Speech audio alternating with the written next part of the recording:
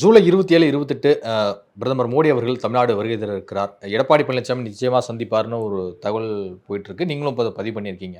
So அதை நம்ம தொடர்ந்து பார்க்கும்போது மற்ற எந்தெந்த தலைவர்கள்லாம் சந்திக்க வாய்ப்பு இருக்கு மோடி அவர்கள்? இல்லை, எடப்பாடியும் மோடியும் கண்டிப்பாக பேசுவாங்க, பேசி ஆகணும். ஏன்னா இப்போ ஒரு இக்கட்டான சூழ்நிலையில் இந்த கூட்டணி இருக்கிறதுனால 2 பேர் சந்தித்து பேசுவார்கள்.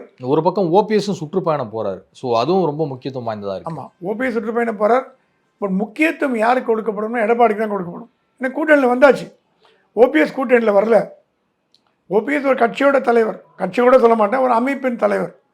ஆனால் எடப்பாடி அப்படி இல்லை, அதிமுகவின் தலைவர். ஸோ முதல் மரியாதை மோடி கொடுக்க போகிறது எடப்பாடிக்கு தான் கொடுக்க போகிறது. அடுத்தது அண்ணாமலை தனியாக பேசாதுன்னு கேள்விப்பட்டேன். அண்ணாமலையோட குறையெல்லாம் கேட்டு கவலைப்படாதீங்க, உங்களுக்கு நல்ல பிரகாசமான எதிர்காலம் இருக்குது, நாங்கள் கேரண்டி கொடுக்குறோம், கட்சியோட தலைவர்லாம் போட்ட அப்புறம் உங்களுக்கு அமைப்பு ஆல் இண்டியா லெவலில் போஸ்ட் தரப்படும்னு. மூன்றாவது பேசக்கூடியவர் பாஜக தலைவர்கிட்ட பேசுவோம். எல்லா முக்கியமான தலைவர்களும் கூப்பிட்டு வச்சு கூட்டணி ஒழுங்கு நடத்துங்க அப்படின்னு டாக்டர் ராமதாஸ்டையும் அன்புமணிகிட்ட பேச போகிறதா கேள்விப்படுறோம். இது பிரைம் மினிஸ்டருக்கு எவ்வளோ டைம் இருக்கும் அப்படிங்கிறத பொறுத்து. 2 நாள் தங்கியிருக்கார், அரசு விழா 2 நாள் இருக்குது. இது இல்லாமல் அவர் எவ்வளோ நேரம் யாருக்கு ஒதுக்குறார் அப்படிங்கிறது வரும் நாட்களில் நமக்கு தெரியும்னு நினைக்கிறேன்.